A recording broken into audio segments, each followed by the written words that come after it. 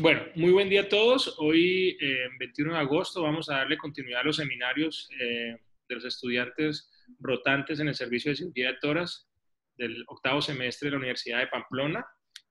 Hoy tenemos al grupo de Damaris Garavito, Angie Paola Garcés, Juan David García y Omar Flores Sandoval en la presentación de tumores benignos de esófago, inspirada en la resección de un tumor benigno que se publicó como caso en la página de YouTube Tórax Cúcuta.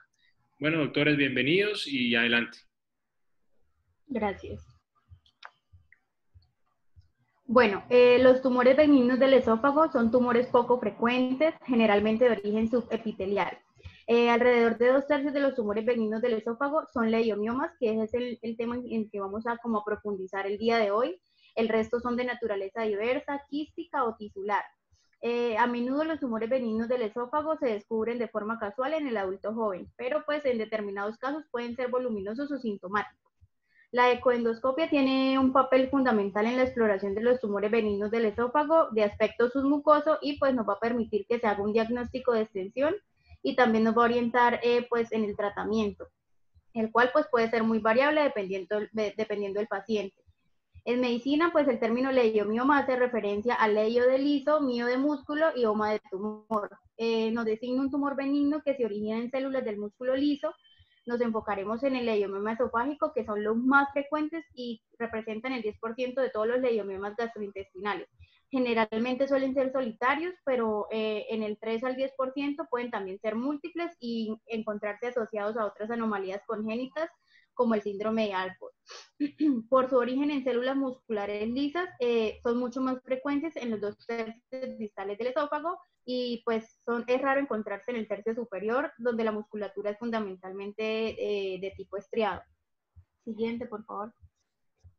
Respecto a las generalidades, pues estos tumores fueron descritos por primera vez en 1761 por Giovanni Morgan. Son tumores submucosos originados en la capa muscular propia del esófago. Son muy raros los que dependen directamente como de la muscularis mucosae. Tienden a crecer en forma lenta, de forma excéntrica y protuyendo hacia la luz. Aunque también se habla que del 10 al 13% de los casos pueden crecer de forma concéntrica. Generalmente pues no suelen ulcerar la mucosa suprayacente y pues la mayoría de estos tumores no presentan clínica inicialmente y se habla de hasta un 50% de hallazgos incidentales. Generalmente, como ya lo dije, son únicos, aunque bueno, también se han descrito casos de 2 o más leiomiomas en una misma pieza esofágica. El tamaño promedio de estos al momento del diagnóstico es aproximadamente de 5 centímetros. Se ubican preferentemente en el esófago distal y en el segundo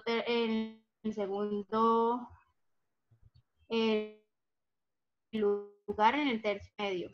La historial de las lesiones es crecimiento progresivo, inicialmente de forma indolente, y la malignización es extremadamente rara, aunque en la literatura que nosotros revisamos hasta el 2017 se habían reportado 4 casos de transformación maligna, leiomiosarcoma, y pues todos esos casos fueron precedidos por un cambio en el tamaño de ellos.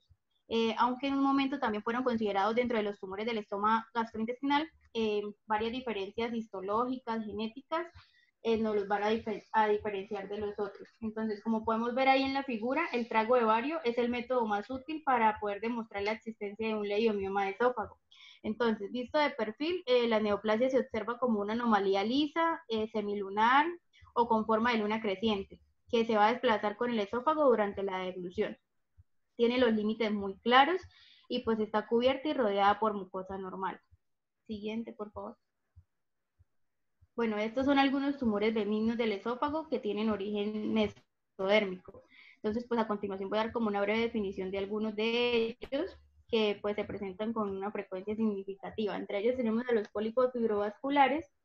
Estos también son tumores esofágicos poco frecuentes que se observan sobre todo en hombres en una edad de 60 a 70 años.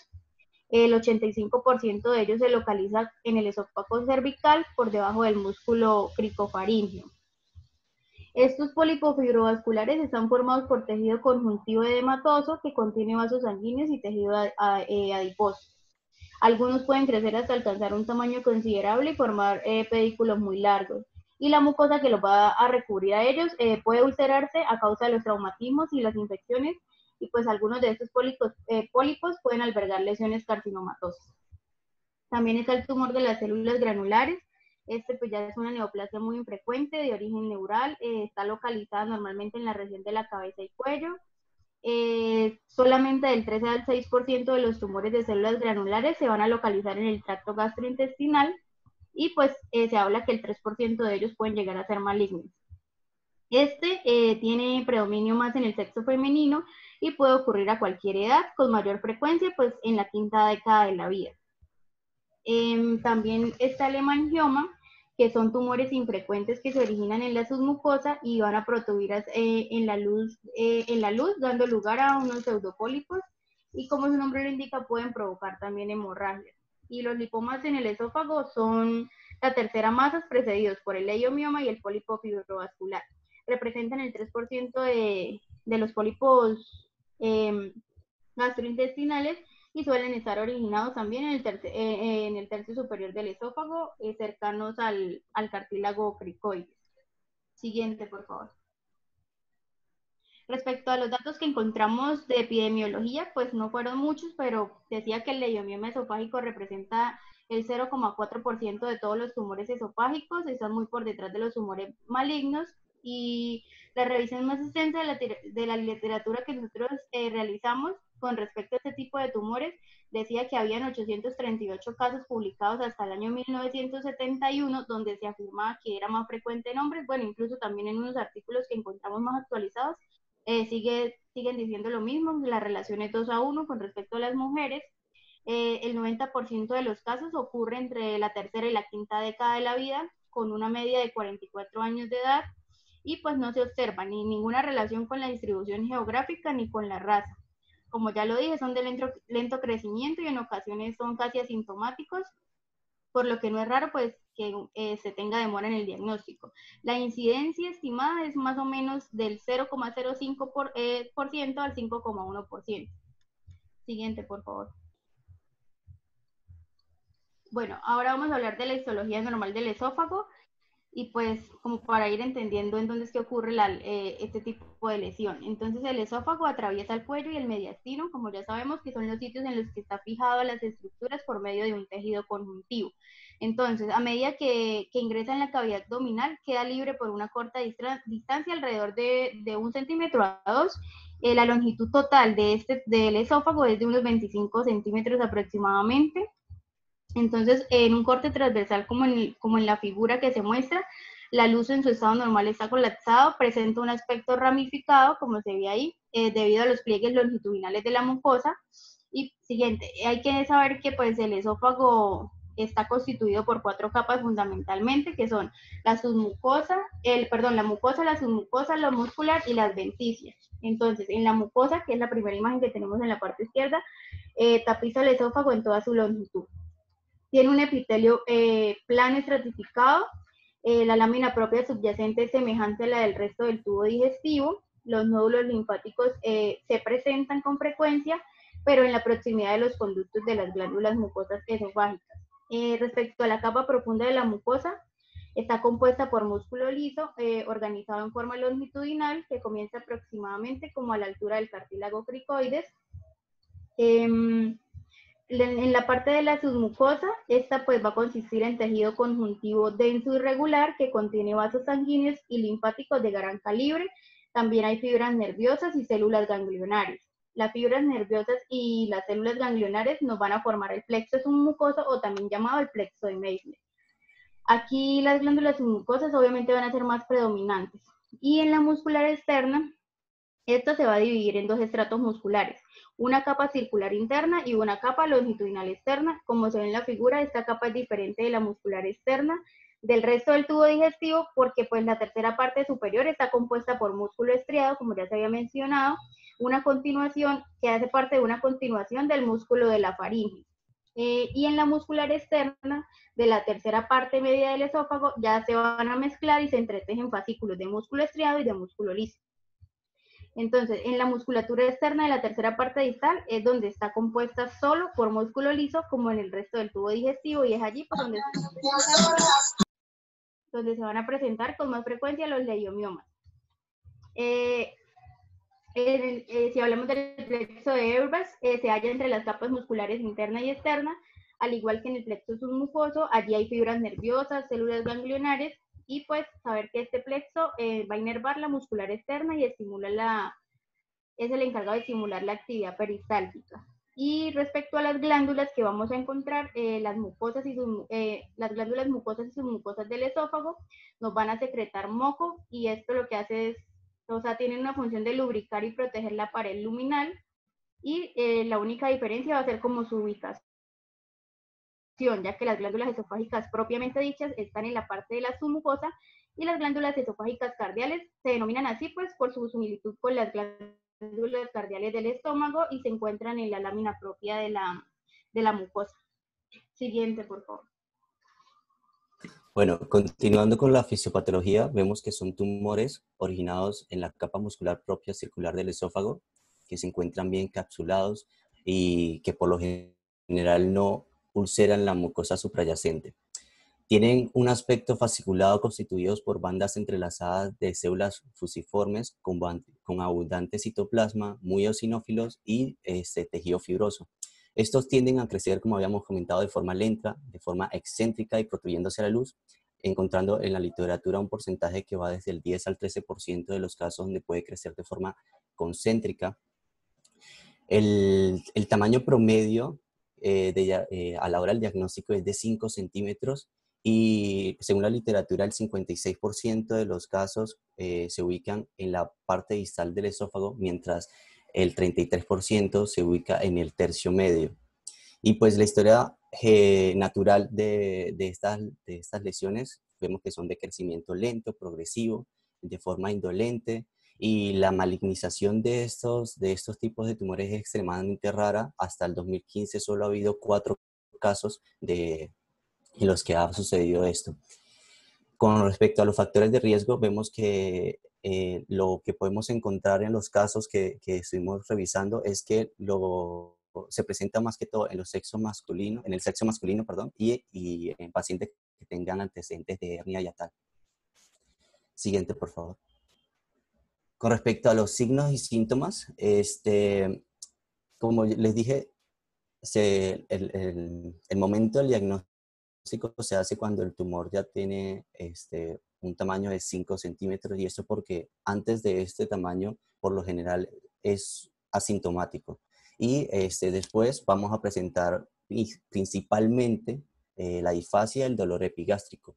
Sin embargo, esto puede ir acompañado de regurgitación, diarrea, pérdida de peso y muy rara vez la ulceración y el sangrado. Y pues les puse esta tabla en la que vemos que nos muestran las estadísticas de que el leiomyoma es el más común de los tumores benignos. Siguiente.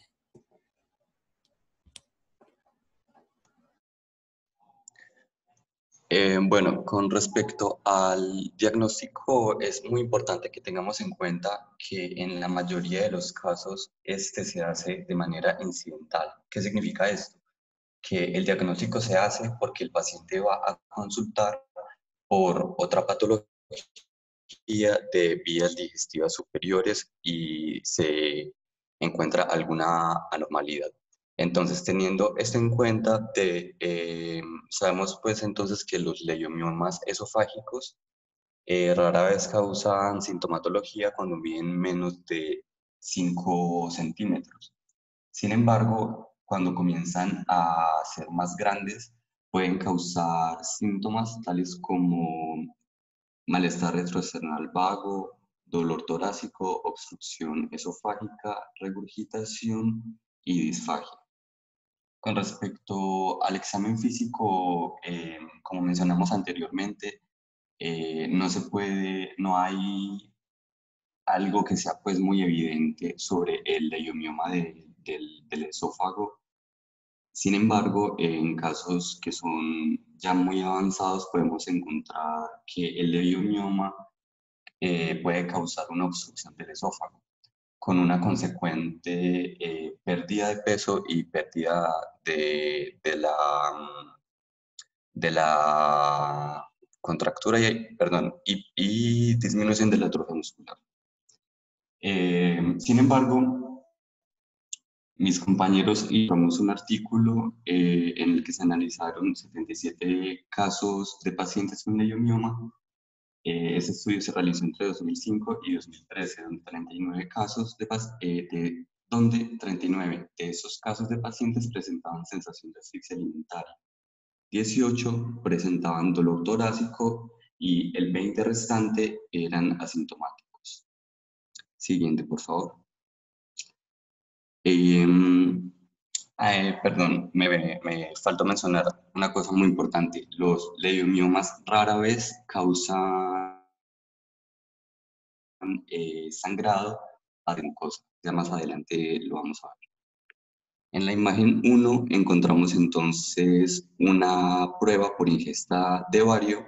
Entonces sabemos que debe verse una imagen relativamente simétrica, sin embargo, observamos que hay unos defectos, principalmente en la parte superior.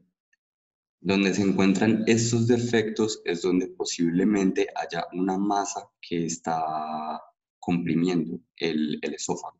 Por eso tiende el bario a llenar estos defectos, causando lo que se conoce como el síndrome de embadurnamiento, que es lo que observamos, que es que el tejido del esófago queda del color pues, del bario.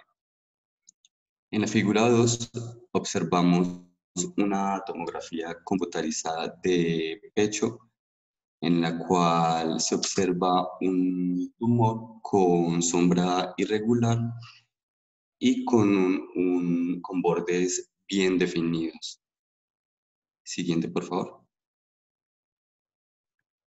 Bueno, con respecto a la endoscopía electrónica, en este caso nos muestra una mucosa esofágica con lesiones a manera de eminencia.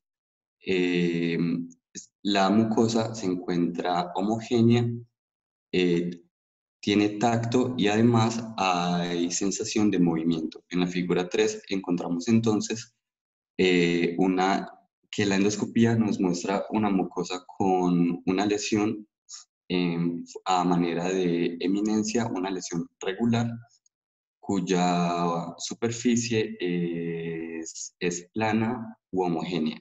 Mientras que en la figura 4 vamos a observar que la endoscopia nos evidencia una mucosa esofágica con una lesión a manera de eminencia irregular. Sin embargo, la mucosa se mantiene homogénea. Aquí es donde entra pues lo de la importancia de lo que les mencionaba, que rara vez un leiomioma va a causar sangrado gástrico por erosión de su mucosa. Siguiente, por favor. Bien, al hacer referencia a la indicación terapéutica, no se evidencia un consenso en el manejo médico de este tipo de tumores. En la mayoría de los casos vamos a establecer el tratamiento en función al tamaño o la expansión tumoral y a la clínica asociada. Ya habíamos dicho que se encuentran como hallazgos fortuitos al hacer las endoscopias. Se calcula que aproximadamente cada 300 endoscopias se descubre un tumor submucoso del esófago. Con respecto al tamaño, dentro de la literatura que revisamos nos dimos cuenta que la gran mayoría de los autores propone un rango de 5 centímetros para que sea de indicación de tratamiento de los leiomiomas. Y en todo paciente en el que se presente una sintomatología asociada también está indicado la extirpación de estos tumores. Las consideraciones especiales es en aquellos raros casos en los que se presenta ulceración de la mucosa esofágica comprometida, también estaría indicado, y en los casos aún más raros cuando ocurra una posibilidad de transformación maligna. En los tumores que son asintomáticos y que son inferiores a 1 centímetro, nos recomiendan hacer una terapia conservadora. La terapia conservadora consiste en abstenerse de realizar una técnica quirúrgica y por el contrario hacer un seguimiento anual o bianual con técnicas de imagen y de endoscopia para cuantificar los posibles cambios que nos vayan a indicar un crecimiento tumoral o una futura transformación maligna.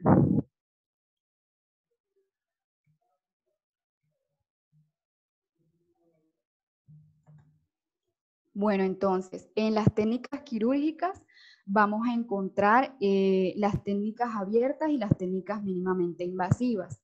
Las técnicas abiertas consisten en la realización de una toracotomía con una subsiguiente enucleación del tumor, ya sea mediante una miotomía esofágica del tercio distal o una resección del tumor conjunto con el esófago, que es la esofagectomía. La toracotomía, entonces vamos a tener dos abordajes, un abordaje derecho, que es el que se prefiere en tumores que ocupan el tercio superior y el tercio medio, y un abordaje izquierdo, que es transhiatal, que también se hace por laparoscopia, para aquellos tumores que comprometen el tercio distal o la unión gastroesofágica. En el abordaje derecho, entonces, esto se hace bajo anestesia general con el paciente en posición de cúbito lateral. Esto permite aislar más fácilmente el pulmón. Lo que se hace es una incisión a nivel del quinto o cuarto espacio intercostal. Cabe destacar que esta técnica pues es muy invasiva, es una técnica que ya prácticamente no se utiliza con frecuencia y se deja para casos más específicos en el que ya se han intentado otras técnicas y no han tenido resultado. Con respecto al lado izquierdo, también es muy invasivo porque hay que realizar una disección detallada y minuciosa del hiato esofágico, de los pilares diafragmáticos, con una posterior disección mediastínica y una vagotomía. Después de esto ya se hace la enucleación, en este caso pues por la miotomía de Heller. La miotomía consiste en hacer una incisión en las fibras longitudinales con una posterior sección de las fibras musculares circulares hasta alcanzar la cara anterior del estómago. La recomendación que dan es no sobrepasar la unión gastroesofágica más de 1 centímetro. Pero por el contrario, hacia la parte superior conviene que se extienda por lo menos 5 centímetros. Esto se hace con los fines de acceder a el tumor, pero también de reparar la pared esofágica. La indicación de la miotomía va a ser los tumores que comprometen los segmentos esofágicos inferiores y medios, y con relación a los bordes de la miotomía, se recomienda que se hagan una aproximación de estos bordes con puntos de sutura. Esto con el fin de conservar la actividad propulsiva de la pared esofágica, ya que se ha documentado que en casos contrarios estaría relacionado con el desarrollo de pseudodivertículos, por lo que puede correr el riesgo de que haya una protrusión de la mucosa por los defectos de la pared, y con el tiempo también se puede presentar una atrofia muscular. Luego de esto, entonces viene la funduplicatura. La funduplicatura dice que es recomendable realizarla en aquellos pacientes que han tenido antecedentes de enfermedad por reflujo gastroesofágico. Esta enfermedad es muy común en pacientes con tumores benignos de esófago, y también nos recomiendan la funduplicatura en aquellos casos en que se necesita hacer una disección muy amplia de los pilares diafragmáticos. El objetivo de la funduplicatura es crear un mecanismo valvular que intente rodear el área del esófago en el que se ha hecho la resección tumoral, para de esta forma aumentar la presión de la zona, pues sin llegar a la estenosis. Con la funduplicatura, lo que vamos a hacer es que primero se tiene que cortar o ligar el ligamento gastroesplénico, y se tiene que hacer sección de los vasos gástricos cortos. De esta forma vamos a liberar lo que es el fundus gástrico, como lo vemos acá en la imagen, y con ese fundus gástrico se va a intentar abrazar o acoplar el esófago en su porción distal. Esta funduplicatura que estamos observando en la figura se conoce como funduplicatura tipo Nissen, en la que se abraza el esófago tipo bufanda, o sea, en un ángulo de 360 grados completamente. También tenemos funduplicaturas tipo DOR, en la que la tipo TUPET, que son funduplicaturas parciales. En la tipo DOR se abraza el esófago en un ángulo de 180 grados y en la tipo TUPET de 270.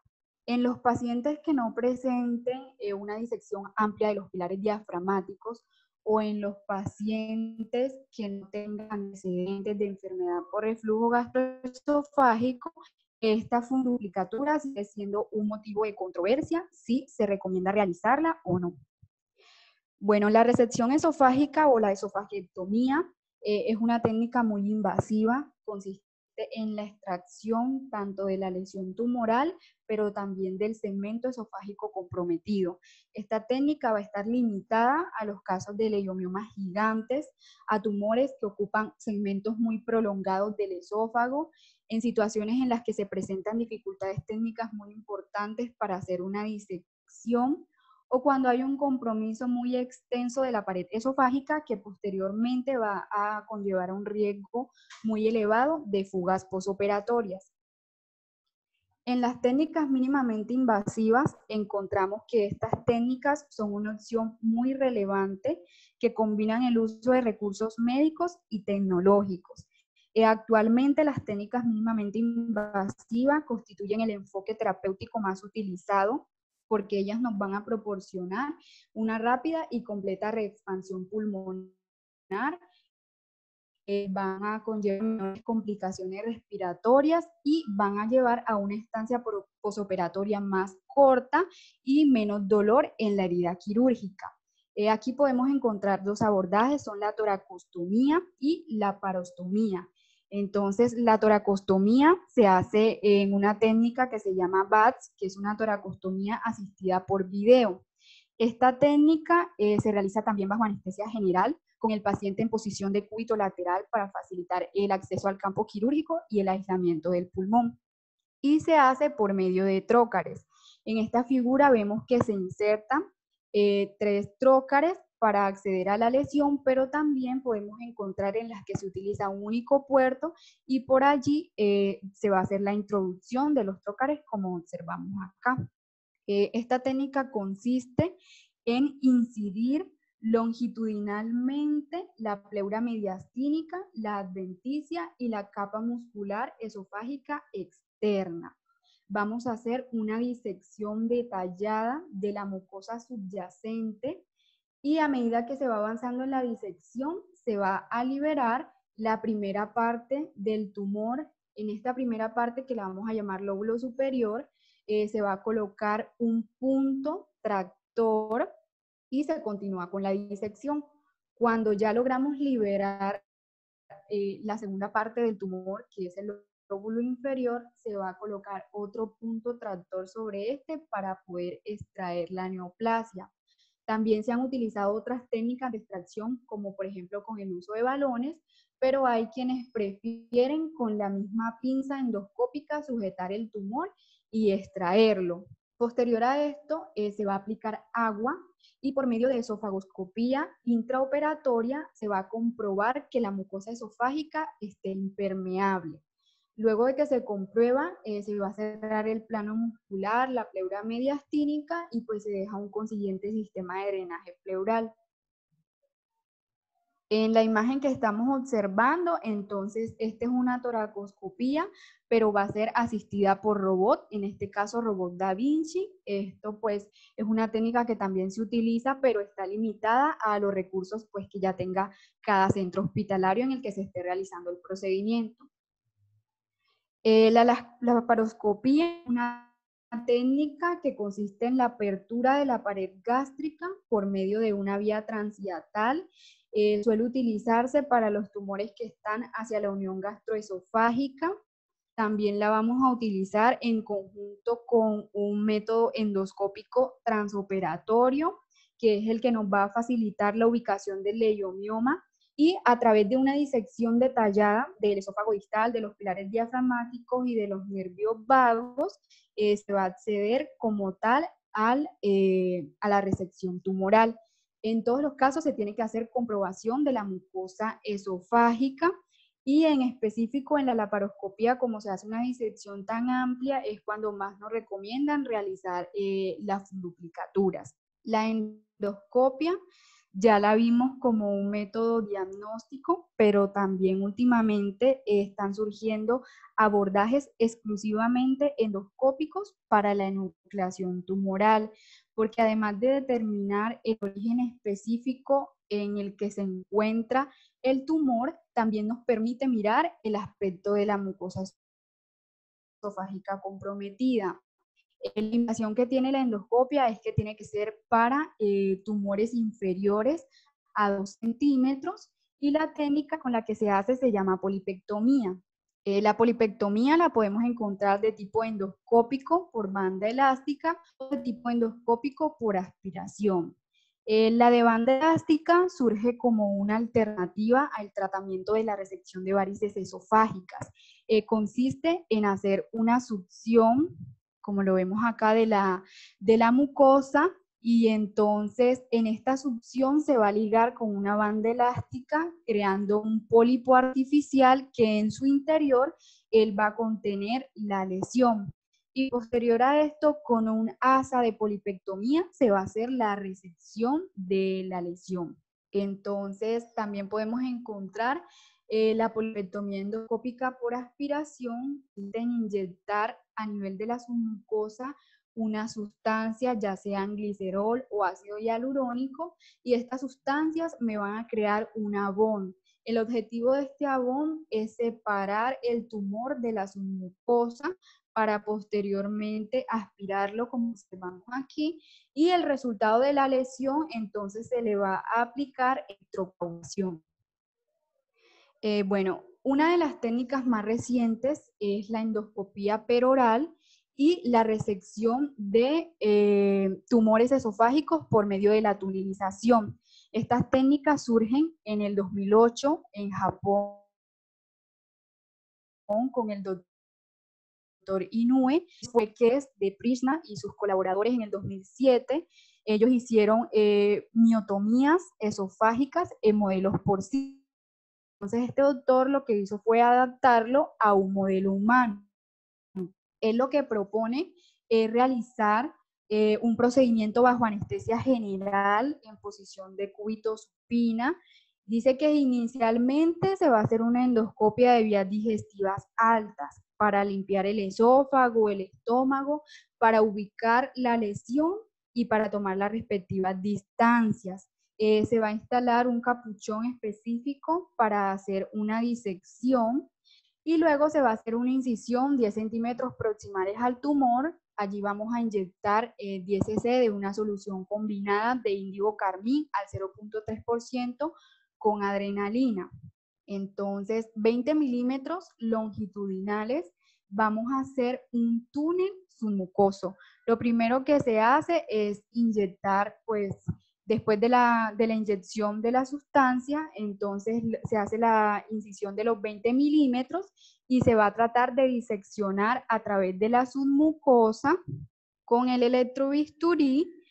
Y cuando se llega a la lesión, lo que se hace es que se sujeta con la pinza endoscópica y se extrae. Y para finalizar, entonces se colocan hemoclips. También hay quienes sugieren que en todos los procedimientos se pueden colocar sellantes adicionales como los sellantes de fibrina, pero ya esto depende de los centros hospitalarios y pues de las indicaciones de los cirujanos. Entonces, como puntos esenciales y para recordar, los tumores benignos de esófago siguen siendo tumores raros. En la mayoría de los casos vamos a descubrirlos de forma fortuita mientras hacen endoscopia.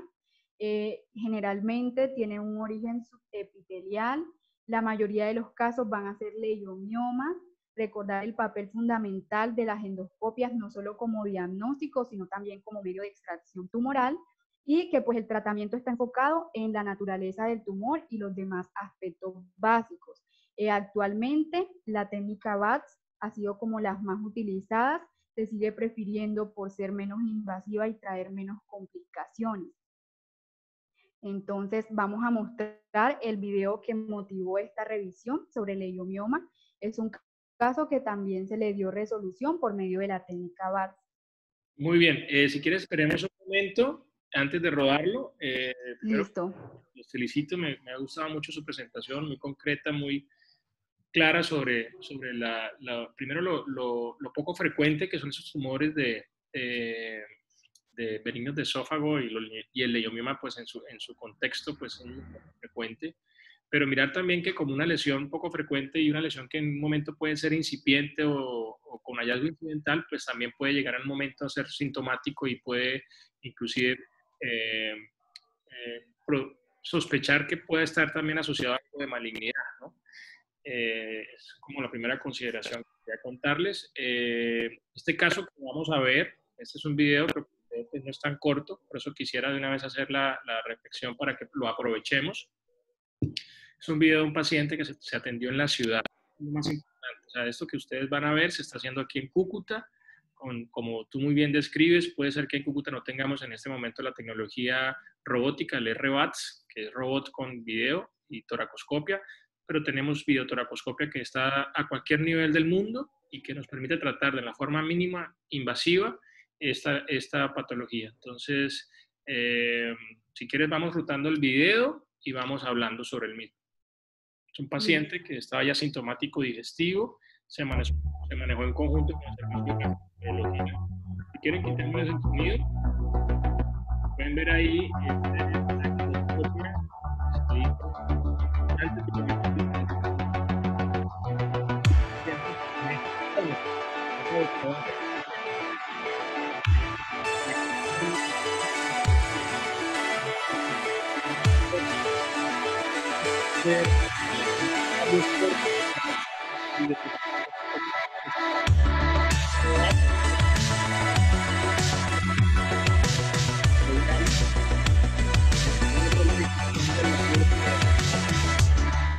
y esa pleura mediastinal la logramos abrir y luego, por favor, recuerden.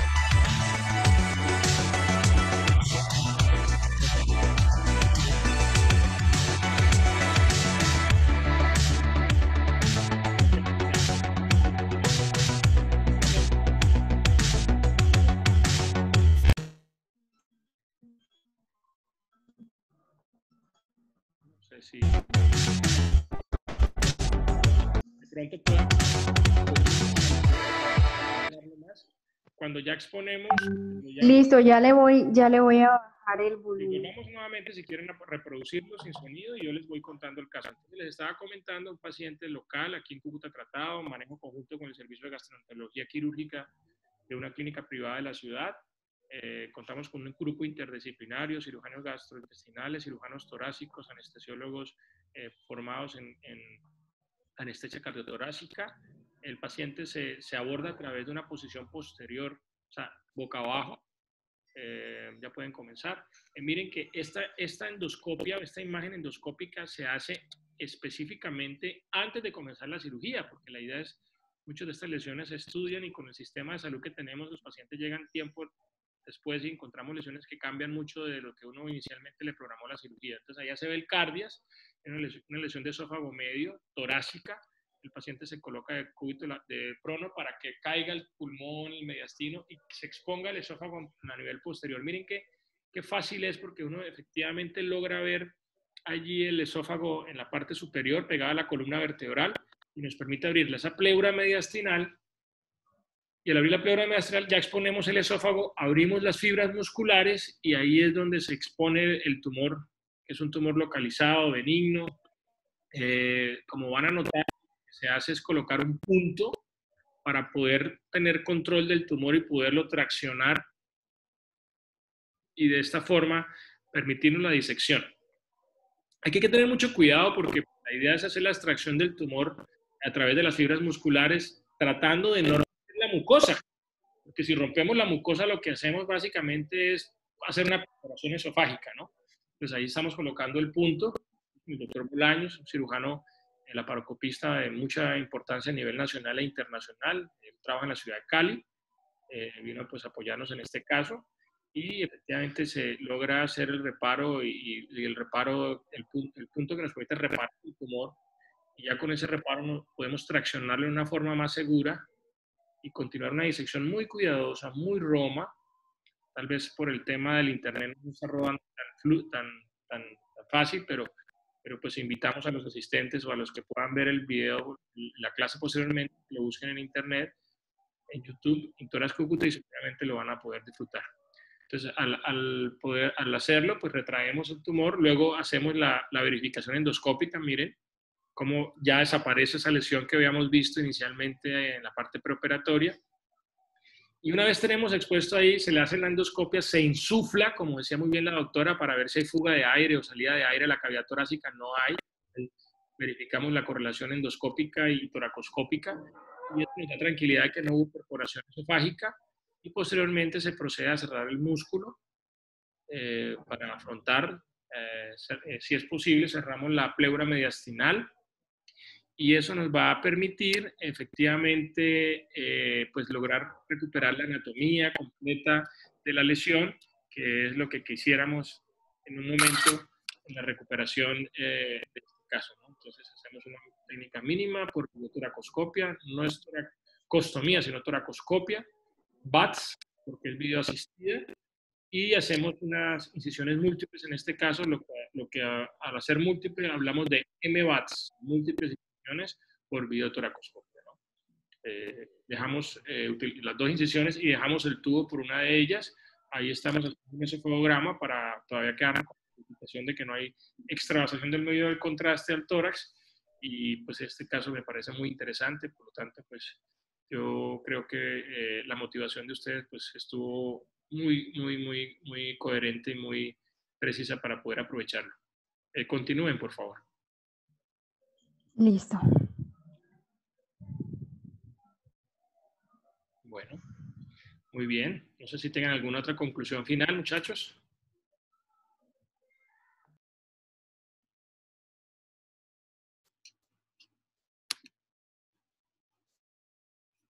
Bueno, quisiera, ahí tenemos como invitado al doctor Luis Pablo Gil, residente de cirugía de último año de la Universidad Metropolitana de Barranquilla. No sé si Luis está conectado, nos puede dar algunas impresiones, qué tanto de los tumores de esófago ha visto en su práctica como cirujano general, y si ha tenido la oportunidad de pronto de tratar algunos casos y si ha tenido leiomiomas. Ya cuando lo operamos, creo ya Luis ya llegó y ya lo habíamos hecho. ¿Qué más, Luis? ¿Cómo estás? Cuéntanos. Hola, profe, ¿cómo está? Buenas, buenas. Disculpe que no se escuche bien, pero estoy en quirófano, en salas. Ya salí de cirugía. Sí, señor. Felicitar al expositor. Muy buena charla. Yo di charla de eso cuando ahora en mi residencia de segundo año recordé unos aspectos. Me parece muy bien. Profe, solamente agregar de que en estos casos lo que se nos debe quedar es que las ayudas diagnósticas tempranas para este tipo de enfermedades, tanto benignas como los hallazgos y en su posible prevención hacia la malignidad, como el caso del esófago de Barrett, nos va a ayudar siempre a estar atento a las sintomatologías iniciales y no negarle una endoscopia de vías digestivas superiores a los pacientes. Con la salida de algunos síntomas que encontremos en estos pacientes. Y hay algo muy importante también. Recuerden que las enfermedades como tal del esófago, en su composición anatómica o histológica, para la parte anatómica sabemos de que carece de un peritoneo como tal. El esófago es uno de los poquitos órganos que no está cubierto de peritoneo, pero encontramos una adventicia. Por lo tanto, es un órgano que lo vamos a tener expuesto, y que realmente las terapias para nosotros curativas en procesos benignos, más que todo, se están haciendo por vía endoscópica. Muy bien con lo del video, profe, que hicieron allá en Cúcuta. Acá también lo están haciendo en Barranquilla. este tipo de... pero sin embargo se presentan algunas que otras complicaciones con respecto a las lesiones inadvertidas o perforaciones del esófago. Algo más, sí, Sí, no, sí. algo más, Perfecto. sí, profe. No, perfecto, Luis, sigue, no, muy bien, excelente tus aportes, sigue por favor.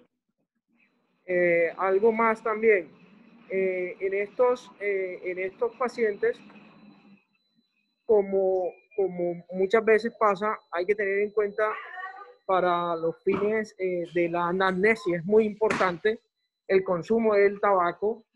El tabaco tiene alquitranes y tiene unos hidrocarburos muy deleterios y que son precancerígenos. Entonces, estos pacientes hay que encasillarlos en la predisposición tanto ambiental como genética de esas lesiones. Entonces, siempre hay que estar en la anamnesis, hay que preguntar de todo. No podemos quedarnos con que sea hipertenso o diabético, ¿sí? Está relacionado también el consumo de algunas sustancias. Se está hablando del alcohol, ¿sí? Se está hablando del alcohol. Y bueno, y el principal que es el tabaco, ¿no? ¿Qué otra cosa, profe? El abordaje, sí, pues usted es experto en la materia y por VACS se está haciendo muy bien. De pronto, no sabría, profe, hasta qué punto usted le hace, se le coloca a estos pacientes que tienen este tipo de tumores grandes, que son los leiomiomas, como tal, pues hablando de los tumores benignos, cuando se abordan por VATS, ¿usted le deja algún colgajo a ese, como protección a ese esófago, profe, o le coloca drenes? No, nosotros como si abordamos a nivel torácico, lo que hacemos normalmente, Luis, es primero, como usted muy bien dice, tener un control claro de la anatomía, tener el paciente muy bien estudiado, tener la localización para hacer el abordaje más preciso, tener un abordaje donde para los estudiantes hacer una cirugía no es solo hacerla, sino tener todos los escenarios y tener la forma de acceder, controlar, retirar el tumor y tener el cierre de la forma más segura, ¿no? Si usted vio el video, nosotros simplemente lo que hacemos es hacer una excisión del tumor con separación de las fibras musculares del esófago sin romper la mucosa, y luego lo que hacemos es reposicionar nuevamente las fibras, cerramos la pleura mediastinal y no colocamos ningún tipo de flava adicional. Si quedamos tranquilos, como se cuenta, endoscópicamente revisamos de que no hubiera fuga de aire, cerramos. Y al final el drenaje, como usted sabe, en tórax siempre se hace a través de un sistema de drenaje pleural estricto, con todos los criterios que usted aprendió y que los estudiantes también han aprendido en este módulo. Entonces, ese sería nuestro drenaje, que pues no nos podría descartar una complicación, una perforación inadvertida, pero uno asumiría que si se llegase a tener algún tipo de drenaje, usted pudiera verlo por el drenaje pleural, por una fuga. Y al final también, si usted ve también el esofagograma que se hace de control en el postoperatorio, nos da también tranquilidad. Pero en principio yo no dejo ningún tipo de parche adicional, en principio. Ahora, otro escenario sería que usted tuviera un accidente, que se abriera la mucosa, que usted quedara inseguro. Entonces ahí sí de pronto uno puede utilizar algún tipo de parche pericárdico, músculo intercostal, alguna estructura que haya allí para que usted pueda reforzar ese cierre. Bueno. Ok, profe, muy bien. Bueno. Profe, gracias por la invitación. Sí, espero que no se vaya. Voy a mostrarles rápido un caso. ¿Están todos ahí? Sí. Sí, señor. Bueno, entonces déjenme compartirles un video que tengo.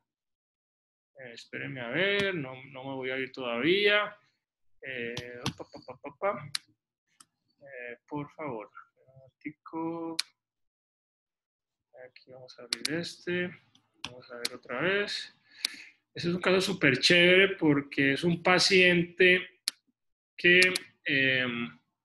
no sé si ya tengo la pantalla compartida, muchachos. Sí, señor. Sí, señora. Bueno, este es un paciente que operamos también acá. Este caso, es más, es un caso que va para Intoras Cúcuta, pero todavía no lo he montado. O sea, ustedes me hicieron ayer trasnochar para mostrárselos hoy a todos. Entonces, fue un paciente que operamos en enero de este año. Es un paciente que tenía un linfoma y dentro del estudio de seguimiento del linfoma tratado y en curación, se encontró una lesión en el mediastino, en el espacio visceral al lado del esófago. Entonces, el abordaje inicial era que podría corresponder a una adenopatía por una recaída del linfoma. No sé si todos ven acá antes de rodar el video que se ve la luz esofágica. ¿Logran ver la luz esofágica ahí, en la flechita? Sí, señor. Y hay una masa ahí paraesofágica adyacente al esófago. Entonces, pues no pensábamos que fuera un leiomioma, no pensábamos que fuese un tumor de esófago, sino pensábamos más en una recaída mediastinal del linfoma. Como dijo Luis, pues se les hizo estudios tomográficos, tenía su endoscopia donde se veía un poquito de compresión extrínseca y posteriormente procedemos, vamos a ver, a rodar, yo creo que tiene sonido, ahí está pues el video rodando, ahí pues se ve una lesión sólida, decidimos hacer la resección porque necesitábamos descartar que el paciente tuviera recaída tumoral del linfoma, se hace un abordaje también de prono. Y a diferencia del caso anterior, miren que lo abordamos a través de un puerto único, una incisión única, menos mórbida. Ahí, voy a devolver un momentico el video porque es importante en esta lesión. Cuando abordamos el tórax, miren lo bonito, este es del lado izquierdo también, esto que vemos acá es el callado de la aorta y la aorta torácica, ¿sí? Aquí está retraído el pulmón y la lesión es toda esta lesión que está acá. No sé si la logran ver con el indicador. ¿Sí? Sí, señor, sí, estamos viendo ahí la indicación. Se ve una normalidad, una protrusión, coincidía con la localización hacia el esófago. Entonces, pues empezamos a explorar, abrir la pleura mediastinal. Miren que la mediastina tiene pleura, es súper vascularizada.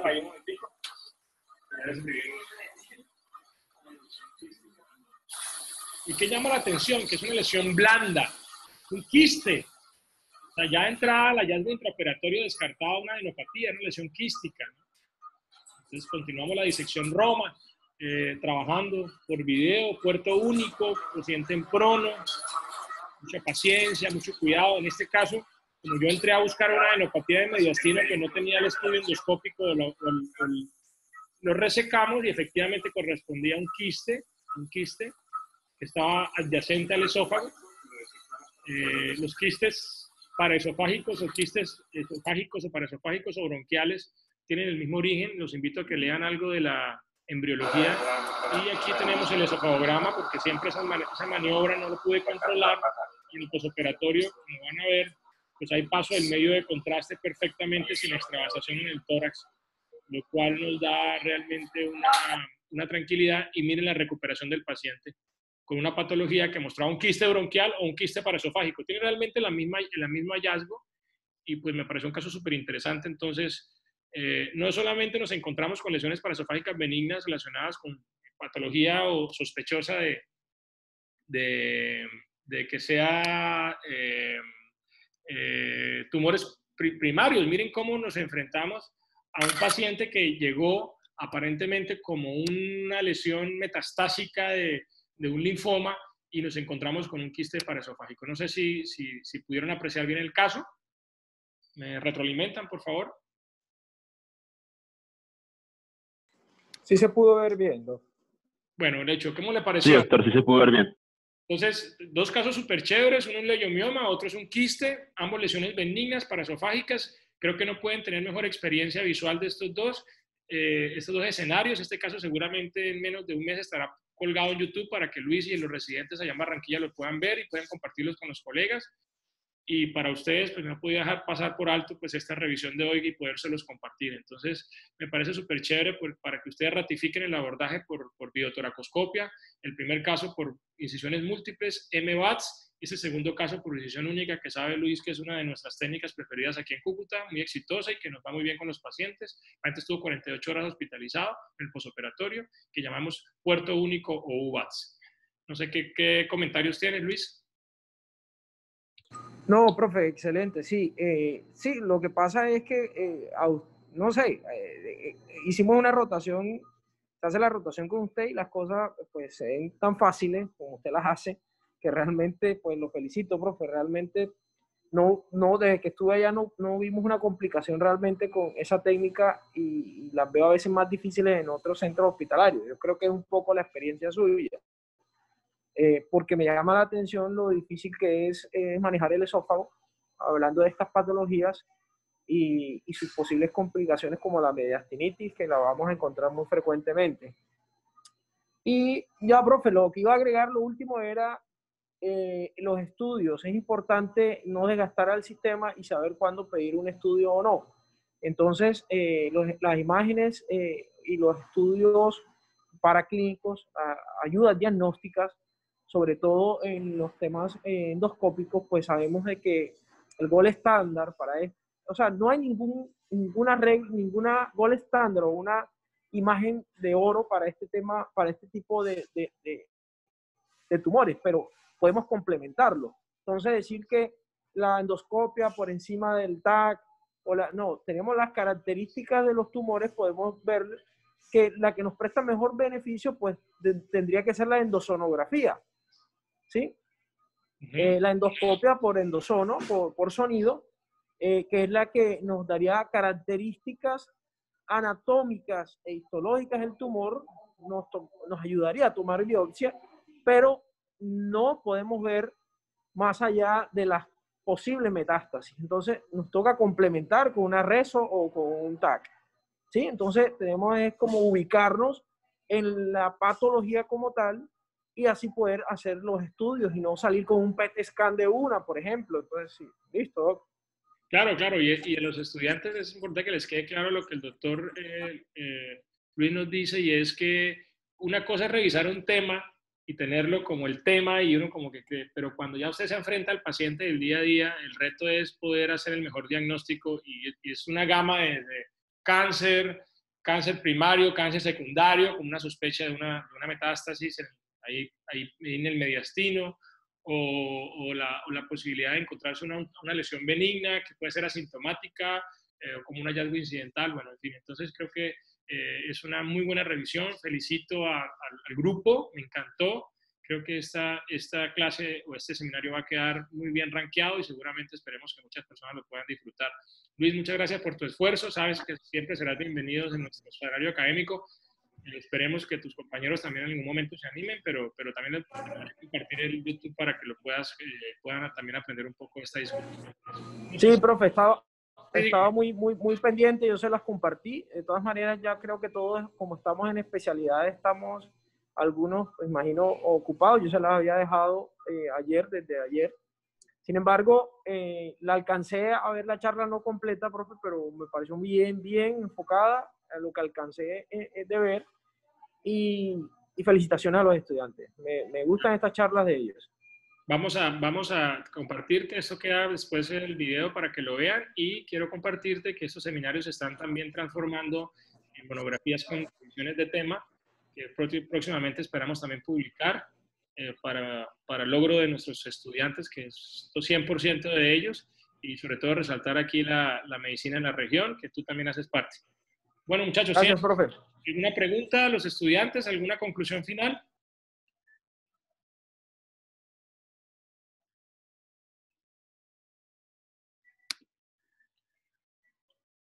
¿Habla ahora o callen para siempre? No, señor, muchísimas gracias por el apoyo, por que fue un tema de verdad muy bonito para nosotros. Nos dio un poquito de complicaciones a la hora de buscar literatura, porque no es un tema que se encuentra así como con mucha frecuencia, pero pues sí logramos el objetivo que queríamos, que era hacer una revisión por lo menos completa y especificar cómo era el abordaje, más que todo terapéutico, en este tipo de pacientes. Entonces, muchísimas gracias. Por aquí hay una pregunta. Las recidivas son muy poco frecuentes, aún así se les hace estudio de seguimiento a los pacientes. Sí, son tumores, si son lesiones benignas y si uno hace un tratamiento definitivo, uno no tendría por qué tener recidivas. Y es un paciente que entra en un seguimiento posoperatorio. Generalmente lo que hace uno después de la cirugía es el control entre las 2 y 3 semanas de la evolución clínica. Generalmente las primeras 4 o 6 semanas se le hace una imagen básica que sería una tomografía de tórax. Y estas lesiones benignas yo las sigo por lo menos un año. Para Pedro Ruiz, que nos pregunta, no sé si está bien la respuesta y está satisfecho.